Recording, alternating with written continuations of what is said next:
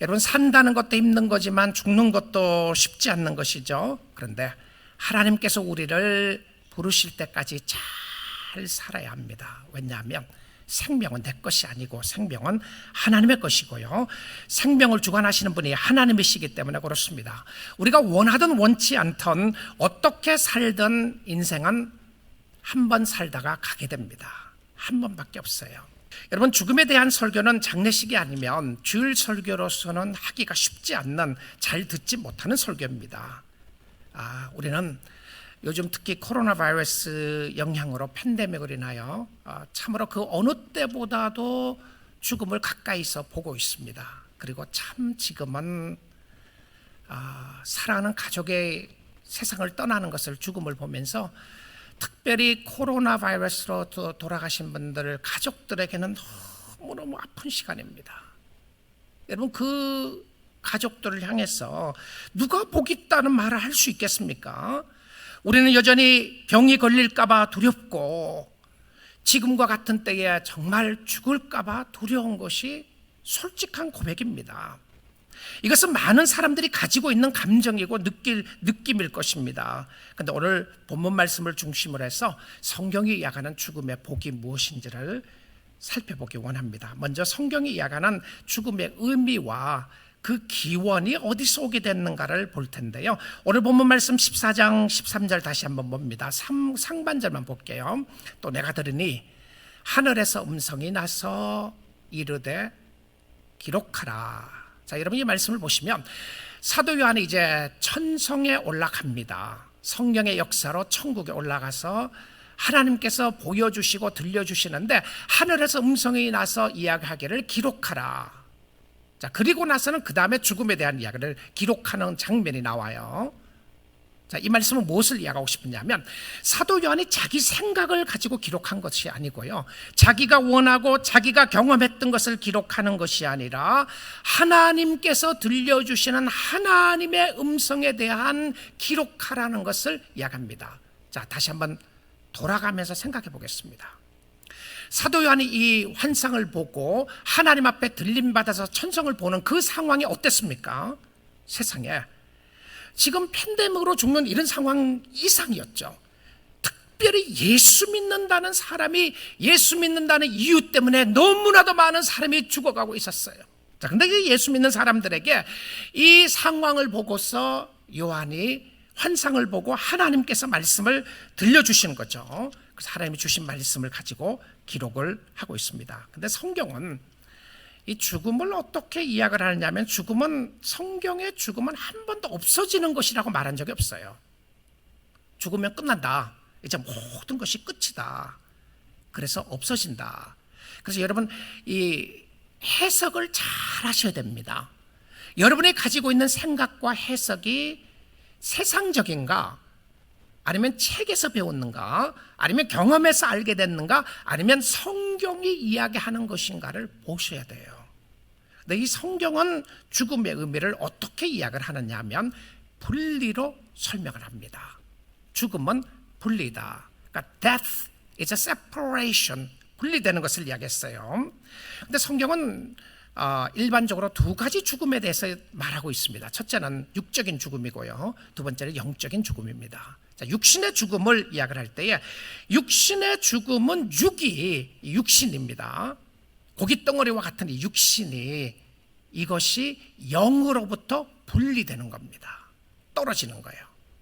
자, 그러면 영이 떠나면 육은 살 수가 없어요. 그래서 성경은 이 영을 혼이라고도 이야기합니다.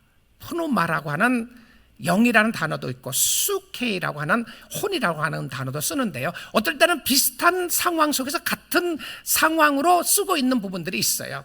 그래서 이것이 혼이나 영이나 같은 의미로 보는 사람들이 많이 있습니다. 자, 그러면 혼이나 영이나 하나의 의미로 본다면 혼이 떠난다, 영이 떠나면 육은 살지 못합니다. 그러니까 사실은 우리가 숨이 떨어져서 죽는 게 아니고요, 영이 떠나기 때문에 숨이 끊어지는 거예요. 영이 떠납니다. 그래서 이 육신의 죽음은 영과 육의 분리예요, 분리. 근데 이 육은 뭐죠? 이 육은 흙입니다. 그래서 흙으로 돌아가는데 하나님이 흙으로 육을 만들었어요.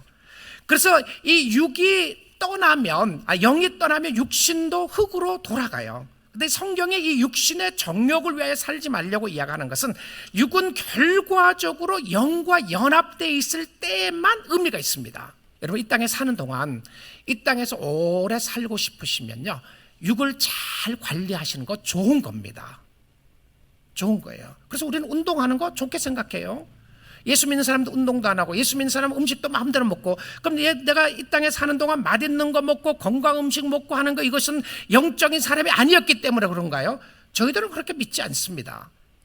왜냐하면 여러분의 육신이 이 땅에 살아나가는 동안에 영을 담을 수 있는 유일한 그릇입니다. 하나님이 안 바꿔주세요. 그래서 이 육신은, 여러분이 가지고 있는 육신은 한 번만 하나님이 허락하셨어요.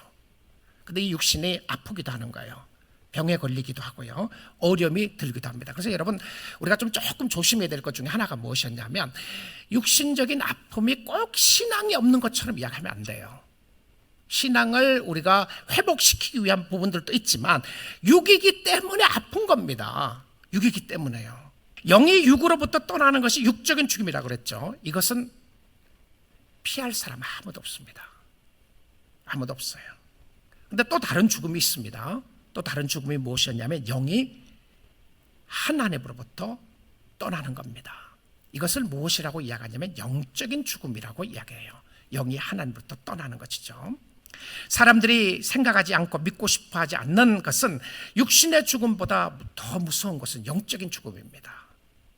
곧 두 번째 죽음이라고 하는 부분인데요, 이 성경은 죽음에 대하여 분명한 답을 줍니다. 왜 죽음이 오게 되었는지를요. 먼저 창세기 2장 17절 말씀을 보도록 하겠습니다. 여러분, 죽음에 대한 이야기를 창세기부터 시작해야 기원을 알게 됩니다. 그래서 선악을 알게 하는 나무의 열매는 먹지 말라, 하나님이 하시는 말씀이에요. 이거 하나님의 말씀입니다. 네가 먹는 날에는 반드시 죽으리라 하시니라. 죽음이라는 단어가 처음 나옵니다. 근데 이 죽음이 어디서 나왔냐면 에덴 동산에서 나왔어요. 죽음이라는 말이에요. 반드시 죽으리라, 정령 죽으리라, you will surely die, 이렇게 돼 있어요. 너는 확실하게 죽는데, 선악을 알게 하는, 우리가 이야기하는 선악과죠. 선악과를 먹게 되면 죽는다. 뭐 선악과 사과 같은 거 하나 먹었다고 하나님이 그러시냐? 그거 아닙니다. 그게 아니고요, 하나님의 법을 어긴 거예요. 뭐 선악과가 아니고 사과가 아니라 바나나를 먹었다고 할지라도 하나님이 이것 먹으면 죽는다 그러면 죽는 거예요. 자, 하나님의 말씀이 분명하게 들려졌어요. 죽는다고 그랬죠. 자, 그런데 이 상황 속에서 총체적으로 하나님이 이야기하는 것은 육적인 죽음과 영적인 죽음 두 가지 다를 이야기했어요. 육신도 죽고요, 영도 죽어요. 자, 이 이야기를 들었어요. 누가 들었냐면 아담과 하와가 듣고, 또 듣고 난 이후에 나중에는 뱀까지 이야기를 듣게 되었습니다. 자, 그리고 난 이후에 사단이 나타났어요. 이 사단이 유혹하는 영이죠. 사단이 나타나서 달콤하게 유혹하기 시작합니다. 정말 하나님이 너에게 선악과 먹지 말려고 그러더냐? 이렇게 물어봐요. Did God really say you should not eat? Did God really say? 그랬으면 이렇게 말해야 되는 거예요. 정말 그래, 하나님이 말씀하셨어요. 이랬으면 끝난 거예요. 근데 우리 인류의 조상이 그런 말을 안 했어요. 유혹은 늘 마음을 흔들게 합니다. 유혹은요. 그래서 창세기 3장 3절에 보면 이런 말을 해요. 동산 중앙에 있는 나무의 열매는 하나님의 말씀에, 말씀 인용합니다. 여러분, 하와가 하는 이야기인데요, 하와가 하나님의 말씀을 인용했어요. 안 한 게 아니에요. 그런데 너희는 먹지도 말고, 그 다음에 단어 하나 들어갔습니다. 만지지도 말라. 근데 하나님이 만지지 말라를 말을 했습니까? 안 했습니까? 성경 찾아봐도 없어요. 하나님 말 안 했어요. 근데 그 누구 생각이었습니까? 하와의 생각이었어요. 여러분, 신앙생활에 성경 해석을 잘 하셔야 됩니다. 유혹이 들어가면요, 내 생각이 들어가요. 내 마음대로 생각합니다. 하나님이 말을 안 했는데도 불구하고 너희는 먹지도 말고 만지지도 말라, 이걸 드러나게 했어요. 그 다음에 단어를 쫙 보시면요, 잘 한번 보십시오. 너희가 죽을까 하노라 하셨느니라. 자, 하나님이 아까 뭐라고 그랬습니까? 너희가 정령 죽으리라 그랬는데요, 하와가 뱀에게 뭐라고 그러냐면, 사단에게 뭐라고 그러냐면 너희가 죽을까 하노라 하셨느니라. 여러분, 하나님의 말씀을 그대로 믿고 따르고 행한다는 것이 이렇게 놀라운 축복이고요, 하나님의 말씀을 트위스트하고 하나님의 말씀을 여러분의 생각대로 꼬고 여러분의 해석이 들어가는 순간 이미 유혹의 영은 들어가는 거예요. 자기 해석입니다. 죽을까 하노라 하셨느니라. 이 말을 하와가 했습니다. 이 말을 하자마자 바로 뭐라고 이야기를 하는지 한번 볼 텐데요. 자, 그리고 바로 뱀이 뭐라 그러냐면, 뱀이 여자에게 이르되 너희가 결코 you will surely not die, 너는 결코 죽지 아니하리라라고 이야기를 합니다. 자, 여러분 한번 생각해 보겠습니다. 여러분, 죄를 짓게 되면 마음에 확신이 드는 것 아세요? 사람이요, 죄를 지음으로 실수하는 경우도 많이 있지만 또 많은 경우에는요, 여러분의 확신 때문에 죄 짓는 것 아세요? 진짜 그런 생각이 드는 거죠. 자신의 마음속에 확신을 주는데 이 잘못된 것에 대한 확신도 가지게 돼요. 어떤 확신을 들까요? 아이, 다른 사람도 다 하는데 뭐, everyone does it, 다 하는데 뭘 갖고 그러냐, 이것쯤이야.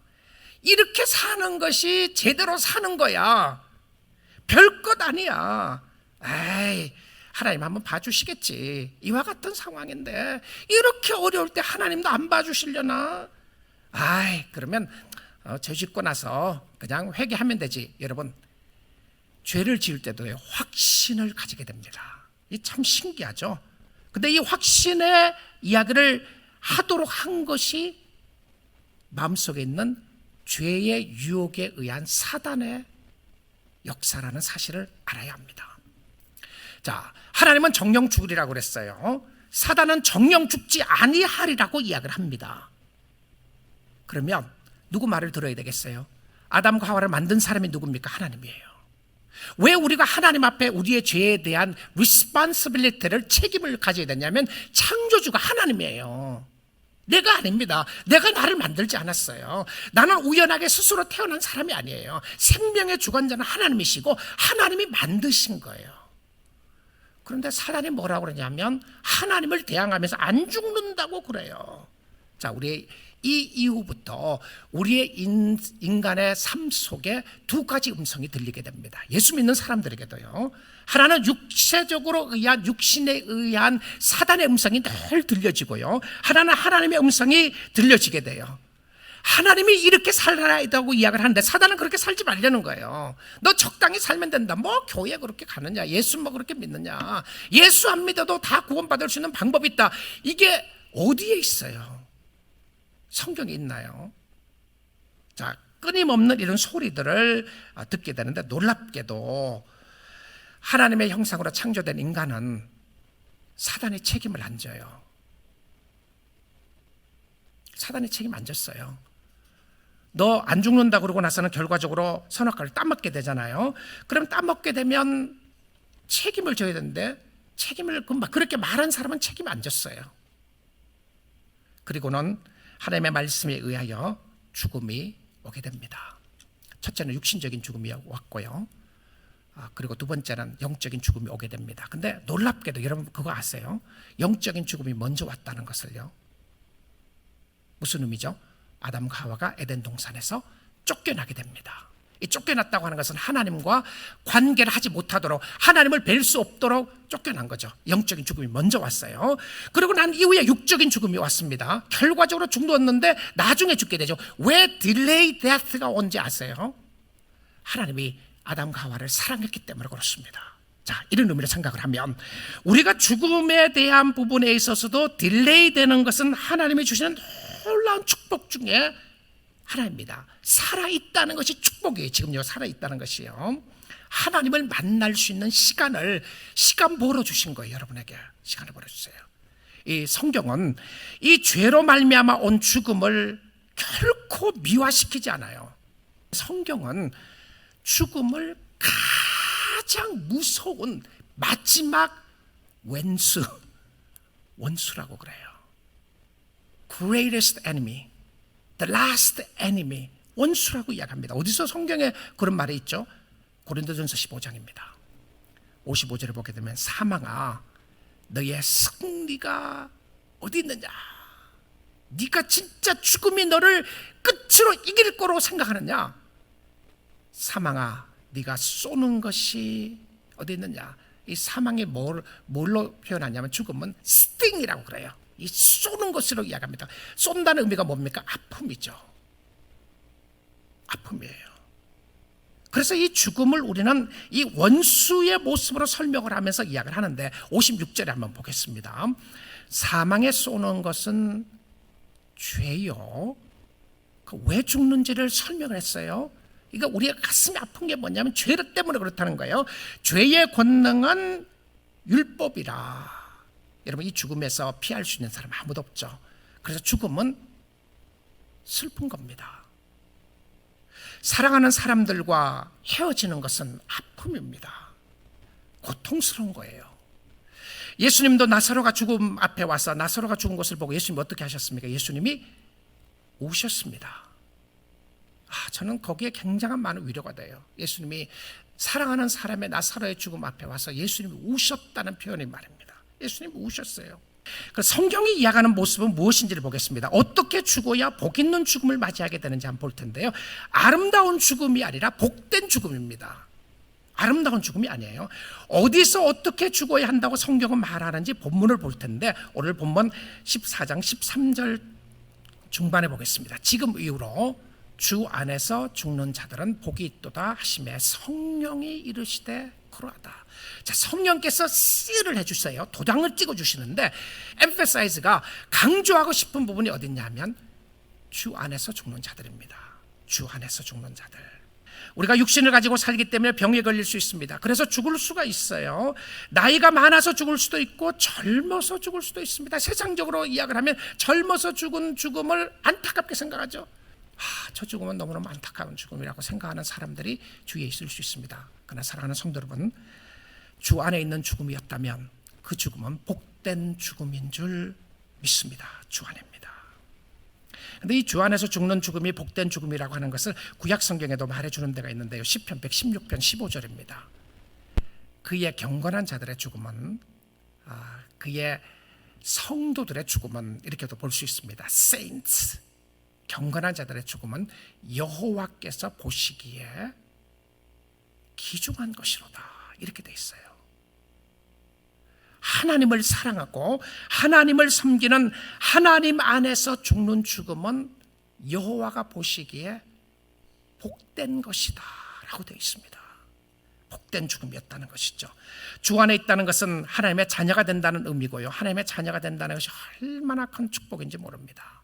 성도의 죽음입니다. 그런데 이 주 안에서 죽는다는 의미의 중요한 것 중에 하나가 있는데 이것은 살아있는 동안에 주님을 잘 섬겨야 합니다. 그리고 살아있는 동안에 그리스도와 함께 죽음을 경험해야 돼요. 살아있는 동안입니다. 자신이 그리스도 안에서 죄 때문에 죽음을 경험해야 부활을 경험할 수가 있어요. 내가 죽고 그리스도가 사는 것을 경험하는 겁니다. 그래서 디모데후서 2장 11절인데요. 밉보다 이 말이요, 우리가 주와 함께 죽었으면 또한 함께 살 것이요. 자, 주와 함께 죽었으면 주와 함께 산다고 이야기했습니다. 주와 함께입니다. 그리스도 아닙니다. 자, 이 부활에 대한 부분들은 구체적으로 다음 주에 보도록 하겠고요.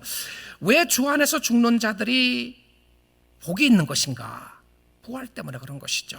자, 하나님의 말씀을 좀 더 보도록 하겠습니다. 요한계시록 14장 13절 또 중반대 후반절을 보도록 하겠습니다. 그 이유는 그들이 수고를 그치고 쉬리니.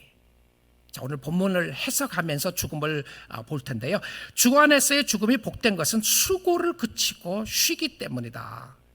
그리고는 이 수고라는 단어와 쉼이라는 단어를 함께 씁니다. 하나가 끝나야 하나가 이루어지는 거예요.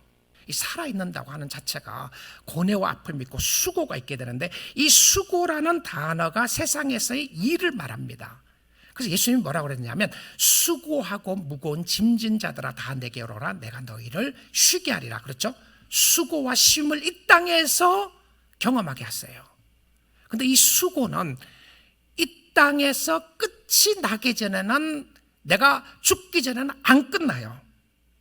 근데 이 죄를 짓고 난 이후에 노동을 해야 먹고 살 수 있게 됐는데, 수고 속에 포함된 것이 무엇이었냐면 근심, 걱정, 염려, 피곤함, 우울함, 답답함, 억울함, 이런 게 다 수고입니다. 수고예요. 이 산다는 것이 힘드는 것인데, 그래서 freedom from trouble and sorrow, 그러니까 정말 그리스도 안에서 죽는다고 하는 의미는 문제와 어려움으로부터의 자유를 이야기합니다. 자유요. 근데 이 자유가 어떻게 되는지 한번 보겠습니다. 안식으로 주님이 갚아주시는데요. 히브리서 4장 10절을 한번 볼게요. 이미 그의 안식에 들어간 자는, 안식입니다. 하나님이 자기의 일을 쉬심과 같이 그도 자기의 일을 쉬느니라. 여러분, 죽으면 좋은 것 중에 하나가 이 땅의 수고가 끝납니다. 수고를 그치고 쉬는 거예요. 근데 그 수고에 그 다음에 나오는 단어에 히브리서 4장 10절째는 뭐라고 되어 있냐면 그의 안식이라고 되어 있어요. 누구의 안식입니까? 그냥 내가 편안하게 rest in peace가 아닙니다. 그냥 죽었으니까 다 쉬는구나. 아니에요. 죄송하지만 누구 안에서 쉬느냐 하면 그의 안에서 들어간 자가 진짜 쉬는 겁니다. RIP라고 하는 단어를 쓰잖아요. Rest in peace. Rest in peace는 정말 누구에게 써야 되냐면 성도에게만 쓸 수 있는 단어입니다. 왜냐하면 예수 안에 진정한 안식이 있기 때문에 그렇다는 것이죠. 육신의 장막을 벗어야 영원한 안식으로 들어가게 됩니다. 성도의 죽음이 아름다운 것은요, 어떻게 사느냐가 중요한 것이었습니다. 그런데 제가 이 부분을 마지막에 꼭 이 말씀 가운데 하고 싶은 부분인데요. 자, 이 본문 말씀 끝을 한번 보면요, 쉰다는 이야기하고 나서 뭐라고 되어 있는지 한번 보겠습니다. 14장 13절 마지막 부분을 볼게요. 자, 14장 13절 마지막 부분을 보게 되면 이런 말씀이 있어요. 이는 그들의 행한 일이 따름이라 하시더라. 자, 이것이 이 본문에 주어진 마지막 내용입니다. 그 마지막 내용은 이는 그들의 행한 일이 따름이라 하시더라. 무엇이 따른다고 되어 있습니까? 그들의 행한 일이에요. 그들의 행한 일입니다. 행위가 따라요. 자, 여러분 어떻게 살아야 하는지를 잘 보여주는 말씀인데요. 성도의 죽음과 함께 무엇이 따릅니까? 성도의 행위가 따라가요. 자, 근데 성경은 우리가 행위대로 심판을 받는다고 그랬습니다. 행위대로요. 그럼 행위대로 심판을 받으면 우리가 다 죽을 수밖에 없어요. 근데 하나님의 은혜가 필요한 거죠. 은혜가 필요하다고 해서 우리는 아무런 행위가 필요 없이 사는 사람들이 아니라는 사실을 여기서 보게 됩니다. Notice, 잘 보십시오. 행위는 내 뒤를, 성도의 뒤를 따라갑니다. 하나님이 나를 영접하시고 나를 받아주시고요, 나의 good works는, 나의 선한 행위는 내가 이 땅에서 어떻게 살았냐는 것은 내 뒤를 따라온다는 것입니다. 이 선한 행위는 성도의 뒤를 따르는데 우리는 행위 때문에, 선행 때문에 하나님의 사람이 된 것이 아닙니다. 그런데 우리의 행위를 자랑할 것이 없는 것은 그것 때문에 구원받은 것이 아니기 때문에 그렇습니다. 그러나 우리는 우리의 선행을 하기 위해서 구원받았다는 사실을 놓쳐서는 안 됩니다. 자, 우리가 이 땅에 사는 동안 잘못하면요, 주님을 섬기면서 우리는 은혜로 구원받았다고 해서 우리 마음대로 사는 경우들이 많이 있을 수가 있어요. 이게 우리의 pitfall입니다. 잘못된 함정에 빠질 수 있는데요, 은혜로 구원받았다고 하는 것은 지금부터 은혜로 구원받고 난 이후에 마음대로 살아라고 하는 의미가 전혀 아니었다는 것을 오늘 성경을 통해서 볼 수 있게 돼요. 여러분, 주님을 섬긴 것, 주님 앞에 헌신한 것, 믿음의 행위로 섬긴 것, 하나님을 예배하는 믿음의 행위, 자신을 부인하고 예수님을 따라갔던 행위, 인내하며 주를 섬겼던 행위가 하나님이 귀하게 보신 거예요. 말씀에 순종하는 행위 기억하십니다. 저는 이 마지막 부분을 하면서 제가 어떻게 살아야 될 것인가에 대한 헌신의 생각들을 해보게 됐어요. 그래, 하나님이 나에게 생명 주시는 동안, 언제인지는 알지 못하지만 하나님이 나에게 생명을 주시는 동안 선한 행위가 많이 쌓아질 수 있도록 살아야 되겠구나. 전도의 선한 행위, 교회와 남을 위하여 기도하는 기도의 선한 행위, 다른 사람을 섬기는 선한 행위, 여러분 많이 쌓아두세요. 여러분 혹시 그런 생각 드시나요? 내가 이 괴로운 세상에 왜 살고 있는가? 하나님이 나를 사랑하면 나를 데려가야 되는 것이 아니냐? 왜 괴롭고 힘든 세상에 살고 있는가? 여러분 제가 답을 드리겠습니다. 왜 살고 계신지 아십니까? 여러분의 선한 행위를 하나님이 더 쌓을 수 있는 시간을 주신 거예요. 여러분, 하나님이 여러분을 살려주신 것은요, 육신의 정욕을 위해서 살려고 살려주신 건 아닙니다. 육신의 정욕을 따라가는 것도 중요한 부분이 있어요, 이 땅에 사는 동안에. 그러나 하나님이 여러분을 살려주신 것은 영을 위해서 살려주신 거예요. 주를 위해서 살려고요. 위에서 부르신 상을 위하여 달려가야 하는데, 사도 바울의 고백을 한번 보도록 하겠습니다. 디모데후서 4장 7절 8절입니다. 나는 선한 싸움을 싸우고 나의 달려갈 길을 마치고 믿음을 지켰으니. 여러분 여기 한번 보십시오. 싸우고 달려갈 길을 마치고 믿음을 지켰으니. 선한 행위죠, 그렇죠? 선한 행위입니다. 자, 그다음 8절입니다. 이제 우러러 나를 위하여 의의 면류관에 예비되었으므로 주 곧 의로우신 재판장이 그날에 내게 주실 것이며 내게만 아니라 주의 나타나심을 사모하는 모든 자에게 도니라. 주님을 사모하는 자에게 면류관을 주실 것을 말씀해 주고 있습니다. 사랑하는 성도 여러분, 복된 죽음을 위하여 오늘 주를 믿고 주를 위하여 살아야 합니다. 한 번 죽는 인생, 주 안에서 사는 자가 복이 있습니다. 우리는 때로 죽음이 두려울 수도 있어요. 우리는 더 오래 살고 싶은 욕망이 있을 수도 있습니다. 사랑하는 성도 여러분, 중요한 것은요, 죽음을 두려워하는 것이 아니라 오늘 주 안에서 믿음으로 살면 되는 겁니다. 담대하게 사십시오. 오늘을 주신 하나님께 감사하며 담대하게 사십시오. 우리는 얼마나 두려움과 공포 속에 살아가고 있습니까? 사랑하는 성도 여러분, 이 시간 하나님이 살아계십니다. 하나님이 생명을 주십니다. 생명을 주관하시는 분이 하나님이십니다. 그래서 그리스도 안에서 복되게 살 수 있기를 원합니다. 여러분, 기회가 있을 때 열심히 섬기십시오. 가정도 섬기고 이웃도 섬기고 교회도 섬기고 복음을 전하며 기도로 섬길 수 있는 역사가 있기를 원합니다. 잘 죽기 위해서 우리는 잘 믿어야 합니다. 잘 죽기 위해서 잘 살아야 합니다. 그것은 복음 안에서, 예수 안에서 사는 축복의 역사의 길입니다. 살 소망 나지 않습니까? 살 의미가 생기지 않으시나요? 육신에도 건강하게 최대한을 유지하시되 이 육신의 장막을 벗는 그 순간이 온다고 하면 우리는 하나님 앞에 나갈 수 있는 영광의 그 자리를 바라볼 수 있기에 우리는 복된 자들입니다. 그러나 이 아픔 가운데서도, 어려움 가운데서도, 팬데믹 가운데서도 우리의 마음속에 외롭고 힘들고 괴로움이 있다고 할지라도 우리와 함께 하시는 주님이 계시기에 이 상황에서 주님을 의지하며 주님을 사랑하며 사는 복된 여러분 될 수 있기를 주님의 이름으로 축복드립니다.